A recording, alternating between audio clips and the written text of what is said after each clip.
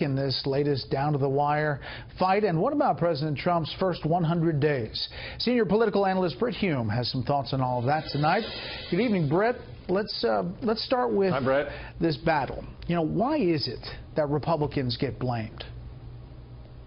Well, I think, Brett, it's principally because Republicans are most assuredly not known as the party of government. They are the party that wants to cut the taxes. They're the party that wants to reduce the spending. They're the party that talks from time to time about the abolition of whole government departments. They're always about cutting the government down, and that, Brett, has widespread approval as a general matter. But cutting it down is one thing, shutting it down is another, and when there is a shutdown, the suspicion always is that Republicans who would like to see the government cut down are responsible for the shutdown. It's always been that way as long as I've been covering this stuff going back decades, and I don't think it'll be any different this time. Yeah.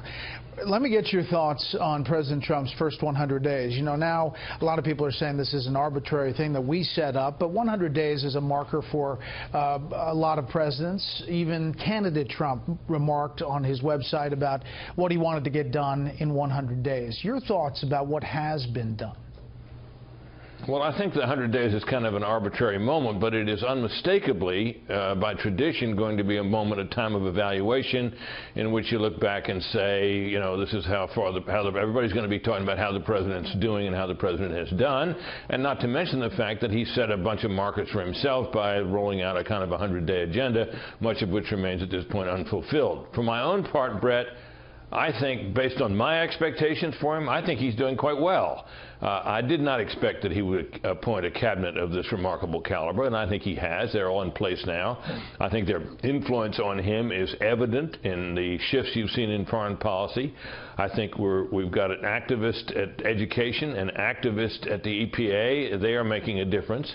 The president himself has taken advantage of some of the low-hanging fruit that President Obama left him with all the executive orders that the president has canceled or rescinded, not to mention a number of those measures passed under the Congressional Review Act for regulations to be rescinded as well, which has kind of swollen the total of bills that he's gotten passed. And of course there's the Supreme Court nomination of Neil Gorsuch, which turned out to be a pretty sterling choice and a very successful one at that. So on those counts he's done well. On larger legislation, obviously, he's not done so well, and the failure of the health care reform and health insurance reform bill was pretty spectacular, and if it isn't rectified, will stand as a mark against him and the Republican leadership. So this week we've talked about the funding of government. By the end of the week, you've got the health care bill, kind of repeal and replace part 2, and then the tax reform rolled out midweek. Those are the tax reform and health care reform are measures that I think for him to claim after, you know, by the time we get around to the congressional midterm, to have been a success, he will have to have achieved those things. I think those are important. I think they were significant promises. I think they're important for the substantive reasons that health care is in crisis, health insurance is in crisis, and I think for the economy to boom the way a lot of investors are clearly expected it will, the tax reform plan is very important as well. So for both political and substantive reasons, those are important achievements that if they're not reached will be a problem. I think, you know, he has a good chance in both areas, but it's not going to be easy.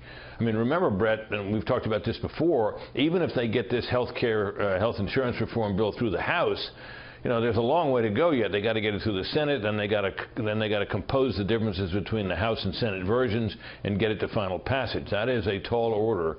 So, you know, hills to climb, but I think he's off to a pretty good start. How the sausage is made here in Washington. Britt, as always, thank you. Yeah. Thank you, Brett.